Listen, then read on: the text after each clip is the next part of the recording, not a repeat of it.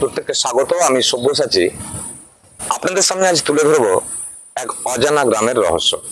যে গ্রাম রং তুলির ক্যানভাসে ফুটে উঠেছে গোটা গ্রাম। যারা প্রাকৃতিক উপায়ে শুধুমাত্র নয়, শুধু প্রাকৃতিক উপায়ে রঙের সাথে সাথে তারা বিভিন্ন ধরনের রং ব্যবহার করে বর্তমান সময়ে শুধুমাত্র পুরাণ বা পৌরাণিক গানেই কিন্তু সীমাবদ্ধ নয় পটচিত্র শিল্পীরা।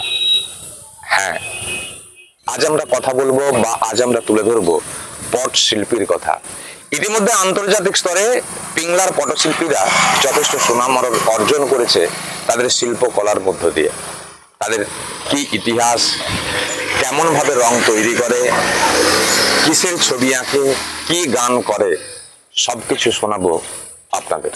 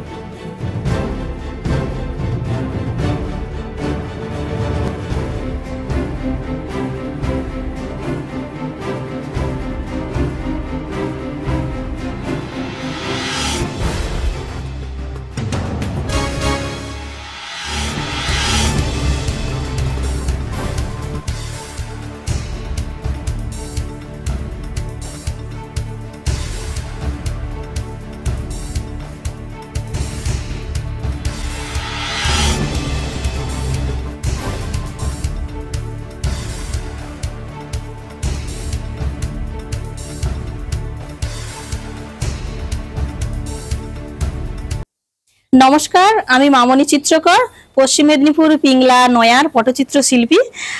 তো আমি এখন শোনাচ্ছি যে গঙ্গা দুর্গার ঝগড়ার উপরে একটা গান, যে গঙ্গার শিবের মাথায় কেন, তো সেই নিয়ে দুর্গা প্রতিবাদ করছে, তো সেটা নিয়ে একটু গান শোনাচ্ছি। হর শিরে বিরাজ করে কে লয়ল ধ্বনি, ও তুই কে টালো জটার ভিতর কেন লো পাপিনি। ওই আমি হর শিরে, ওই আমি হর শিরে বিরাজ করি আপনি সুল পানি, ধ্বনি জেনেও কি জাননি ও শুন দুর্গালো আমায় যত্ন করে রেখেছে সুল পানি। ও তোর কোন গুণেতে, ও তোর কোন গুণেতে যত্ন করে রেখেছে সুল পানি, ধ্বনি বল দেখিল শুনি ও শুন গঙ্গালো তোর মুখেতে বিশেষ তত শুনি। ওই শিরে ধরে, ওই শিরে ধরে মহাদেব আমায় পবিত্র হয়েছে, আমি শুধাইল তোর কাছে ও শুন দুর্গালো সেই জন্য হর মস্তকে রেখেছে। ওই দেবের দেব মহাদেব কবে অপবিত্র ছিল, কথাটা শুনে আমার সন্দেহ যে হলো ও শুনে গঙ্গালো এমন কথা কে শুনেছে বলো। নমস্কার। আমরা এখন দাঁড়িয়ে আছি পশ্চিম মেদিনীপুর জেলার পিংলার নয়াতে। নয়ায় যে পটপাড়া, সেই পটপাড়ায় রয়েছি পটশিল্পীদের সাথে। মূলত পটশিল্পীরা তার প্রাকৃতিক উপায়ে রং, ভেষজ রং তৈরি করে ফুটিয়ে তুলছেন তাদের পটচিত্রগুলো। আমরা দিদির সাথে কথা বলবো। নমস্কার, আমি মামনি চিত্রকর। মূলত আপনারা রংটা কিভাবে তৈরি করেন? আমরা যে রংগুলো তৈরি করি এগুলো সব প্রাকৃতিক। সিম পাতার রস থেকে যেমন সবুজটা তৈরি করি, কাঁচা হলুদের রস থেকে হলুদ রংটা বানাই, আর লটকন গাছের ফল থেকে লালটা বানাই। চালকে পুড়িয়ে কড়াতে ভাজতে ভাজতে একদম কয়লার মতন কালো হয়ে যায়, তারপরে ওটাকে পাউডার করে বেলের আঠা মিক্সড করে, সব রঙেতেই বেলের আঠা মিক্সড করি। আর আতপ চালের বাটা থেকে সাদা রংটা বানাই, আর নীলটা অপরাজিতা ফুল থেকে বানাই।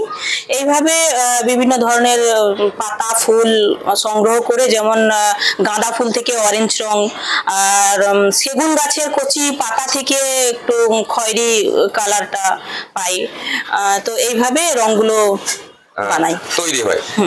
আমরা জেনেছি বা আমরা শুনেছি বর্তমানে শুধুমাত্র পিংলার মধ্যে বা পশ্চিম মেদিনীপুর জেলার মধ্যে সীমাবদ্ধ নয়, আপনারা আন্তর্জাতিক খ্যাতি সম্পন্ন বিভিন্ন জায়গা থেকে পুরস্কার প্রাপ্তি পেয়েছেন বা পুরস্কৃত হয়েছেন। মানে এখনো পর্যন্ত কোথায় কোথায় পুরস্কার? আমি জেলাতে পেয়েছি, রাজ্যতে পুরস্কার পেয়েছি, তারপর বিভিন্ন জায়গায় অনেক সার্টিফিকেট পেয়েছি। আমি দেশের মধ্যে বলতে গেলে আমি দিল্লি, মুম্বাই, ব্যাঙ্গালোর এগুলো ছাড়াও আমি ইটালি গিয়েছি, ফ্রান্স গিয়েছি, দুবার আমেরিকা যাওয়া হয়েছে, তারপরে বাহারিন গিয়েছি। এইভাবে বিভিন্ন দেশের মধ্যে বিদেশে আমার এই কাজগুলো। কেমন লাগছে এই যে পিংলার যে সংস্কৃতি, পটশিল্পীদের আপনাদের যে সংস্কৃতি আপনারা দেশ থেকে বিদেশে তুলে ধরছেন, কেমন লাগছে? ভীষণ ভালো লাগছে যে আমরা এই চিত্রশিল্পর মধ্যে যে আমরা জন্মগ্রহণ করেছি, চিত্র আর্টিস্টদের বাড়িতে। আমার মায়ের নাম স্বর্ণ চিত্রকর, তো আমার মা বাবা সবাই ছবি আঁকে, আমাদের পুরো ফ্যামিলি। তো এইভাবে আপনাদের যে পটুয়া পাড়া, কতজন পটশিল্পী আছেন? 300 জন, 350 জন শিল্পী রয়েছে, 85টা বাড়ি রয়েছে। এখনো পর্যন্ত দেখলাম যে এখনো উন্নয়ন হয়নি, সামনে কালীর বাড়ি। রাজ্য সরকারের তরফ থেকে কি চলছে আপনাদের? রাজ্য সরকারের তরফ থেকে আমরা ওই শিল্পী ভাতাটা মাসে 1000 টাকা করে শিল্পী ভাতা পাই। তারপরে কেউ কিছু বাড়ি ইন্দিরা বিকাশ বাড়ি পেয়েছে। তো এইভাবে চলছে। মূলত যে পিংলার সংস্কৃতি, আপনাদের সংস্কৃতি, সে জায়গায় শুধুমাত্র বর্তমান সময়ে দাঁড়িয়ে আপনারা পৌরাণিক কাহিনীতেই সীমাবদ্ধ নয়। পটুয়া শিল্পী আগে যেটুকু আমরা জানতাম যে পুরাণ নিয়ে গান বা গল্প লিখে আপনারা ছবির মাধ্যমে গান করে ঘুরে বেড়াতেন, কিন্তু আজকে সে জায়গায় সীমাবদ্ধ নয়, এই যে সামাজিক প্রেক্ষাপট নিয়েও গান করছেন। আপনারা শুনেছি জ্ঞানেশ্বরী কাণ্ড, বিভিন্ন ধরনের নিয়ে গান, যা কিছু পৃথিবীতে মধ্যে ঘটে যাচ্ছে সেগুলো আমরা করোনা নিয়ে করেছি। একটা ছোট্ট রিকোয়েস্ট, সাম্প্রতিক ঘটনা নিয়ে একটা গানের যদি এক কলি শোনেন। কি এখন তো বেশিরভাগ মানে গাছ কেটে দেওয়া হচ্ছে, গাছ কেটে দেওয়ার জন্য অক্সিজেনের প্রবলেম মানে হচ্ছে, তো গাছ লাগানো প্রচুর দরকার। আর তো গাছের নিয়ে আমি একটু গান গেয়ে শোনাচ্ছি বৃক্ষরোপণের উপরে।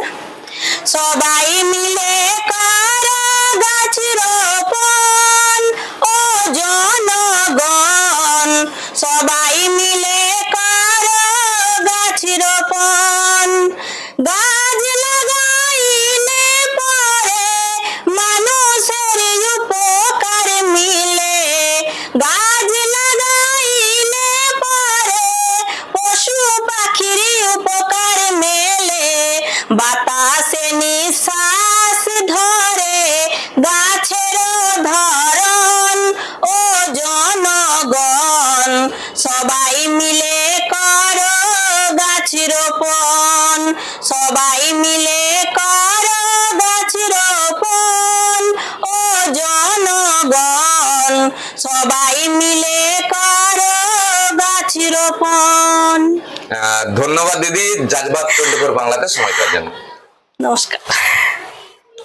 আমি আরেকটা কথা, ক্যামেরায় গণেশের সাথে আমি সব্যসাচী, পশ্চিম মেদিনীপুর।